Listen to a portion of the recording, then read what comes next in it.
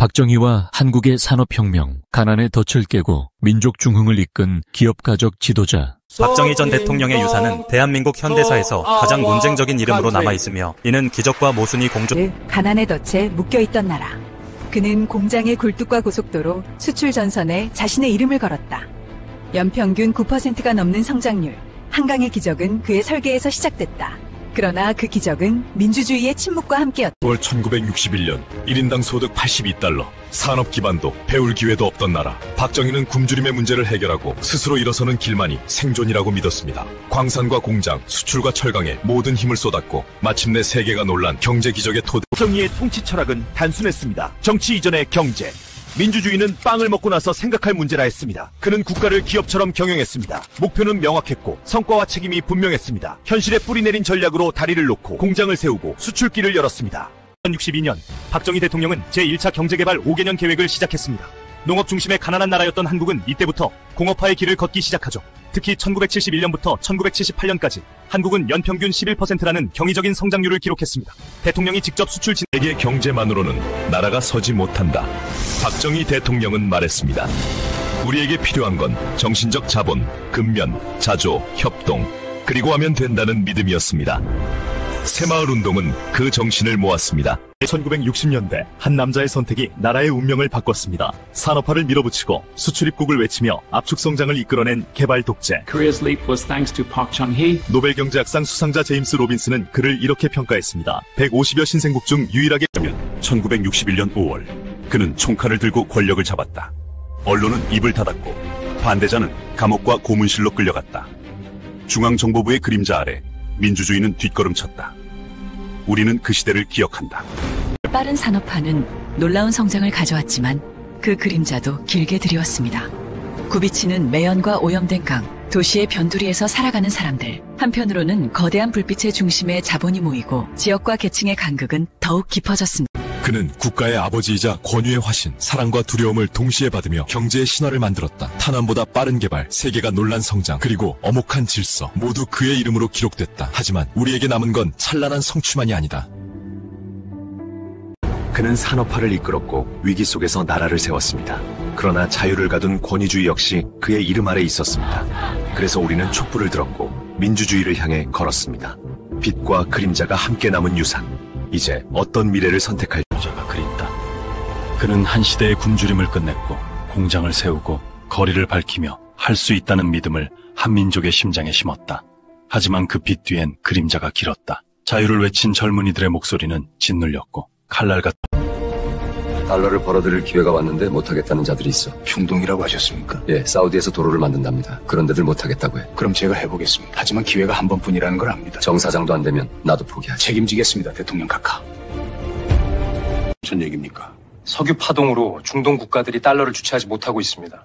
그 돈으로 사회 인프라를 세우려는데 문제는 너무 더워서 일할 나라가 없다는 거죠. 우리한테 의사를 타진해왔습니다. 관리들을 먼저 보냈더니 불과 2주 만에 돌아왔습니다. 낮에는 숨이 막혀 일할 수 없고 공사의 필수 인물도 절대적으로 부족하다고요. 그래, 오늘 당장 떠나겠습니다. 지성이면 감천이라더니 하늘이 우리나라를 돕는 것 같습니다. 무슨 얘기요?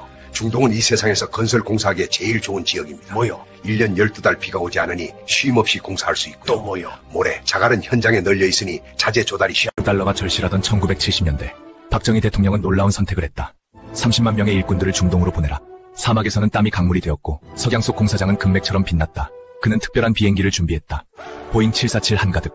돌아오는 길엔 달러 상자가 실렸다. 한국 현대사를 통틀어 이 이름만큼 뜨거운 이름이 또 있을까요? 네. 오늘 우리가 깊이 들여다볼 인물은 바로 박정희입니다. 반세기가 훌쩍 지난 지금도 그의 이름은 여전히 우리 사회를 둘로 나누는 가장 큰 논쟁거리 중 하나죠. 그를 보는 시선은요, 딱 이 슬라이드처럼 극명하게 갈립니다.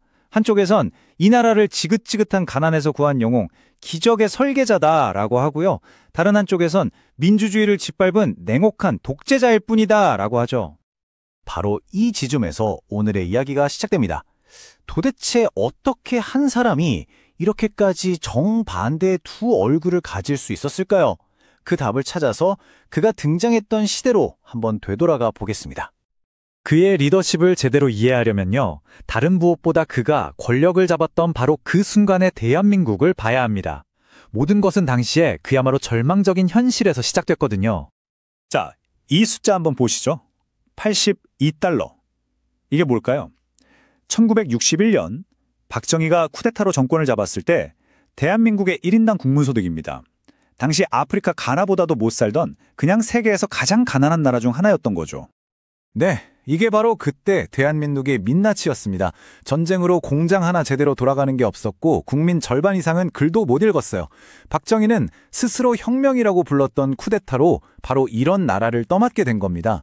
이러고도 독립된 주권국가라고 자부할 수 있겠는가라는 그의 외침에는 당시의 그 절박함이 그대로 담겨 있죠. 이런 절박한 상황 속에서 그는 국가를 마치 거대한 부도 직전의 회사처럼 운영하기 시작합니다. 그러니까 정치적인 이념 논쟁 같은 건 다 뒤로 하고 일단 먹고 살자, 성장하자, 이걸 최우선 목표로 내세운 거죠. 국가라는 회사의 CEO가 된 셈입니다. 그의 국가 경영 전략, 그 핵심에는 바로 이 경제개발 5개년 계획이 있었습니다. 슬라이드에서 보시는 것처럼 아주 체계적이었어요. 1차 계획으로 일단 산업의 기초를 닦고 2차, 3차를 거치면서 중화학공업으로 업그레이드 해나가는 식으로 5년 단위로 명확한 목표를 세워서 온 나라의 힘을 거기에 쏟아 부은 겁니다. 사실 그 당시 막 독립한 다른 나라들은 대부분 이런 방식을 썼어요. 일단 외국 제품 못 들어오게 막고 우리 산업을 보호해서 우리 시장부터 키우자는, 어떻게 보면 좀 안정적인 길을 택했던 거죠. 그런데 박정희는 여기서 완전히 반대의 길을 갑니다. 우리처럼 작은 내수 시장만 보고 있어선 답이 없다. 처음부터 세계 시장을 노리자라고 한 거죠. 수출만이 살 길이다라는 구호 아래 말 그대로 돈 되는 건 뭐든지 만들어서 해외에 팔자는 당시로서는 정말 파격적이고 위험한 발상의 전환이었습니다. 그리고 이 대담한 도박은 엄청난 성공을 거둡니다. 이 그래프를 좀 보세요.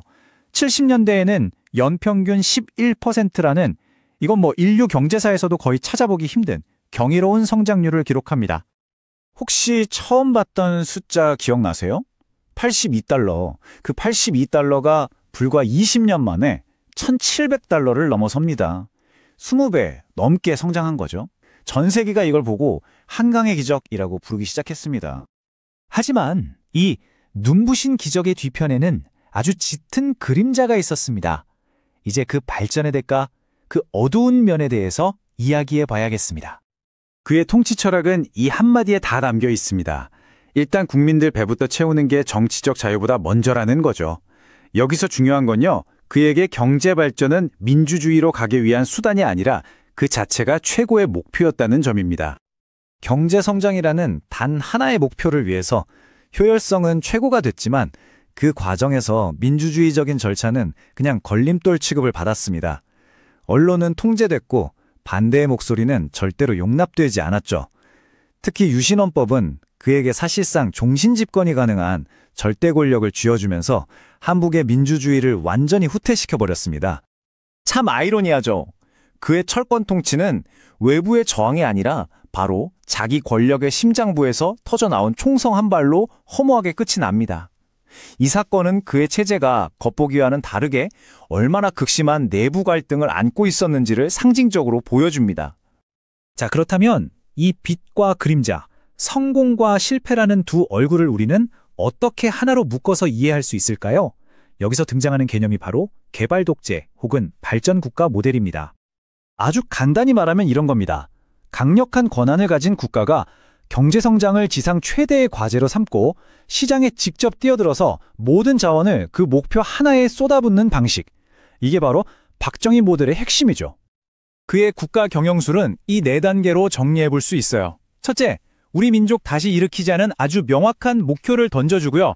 둘째, 잘 나가는 나라들이 어떻게 성공했는지 철저하게 분석해서 따라합니다. 벤치마킹이죠. 셋째, 성과를 내면 확실하게 보상하고 실패하면 책임을 묻습니다. 그리고 마지막으로 우리도 할 수 있다는 자신감을 국민들에게 계속 불어넣는 거죠. 이건 그냥 막무가내 독재가 아니라 나중에 많은 개발도상국들이 영부 대상으로 삼았던 나름의 체계적인 시스템이었습니다.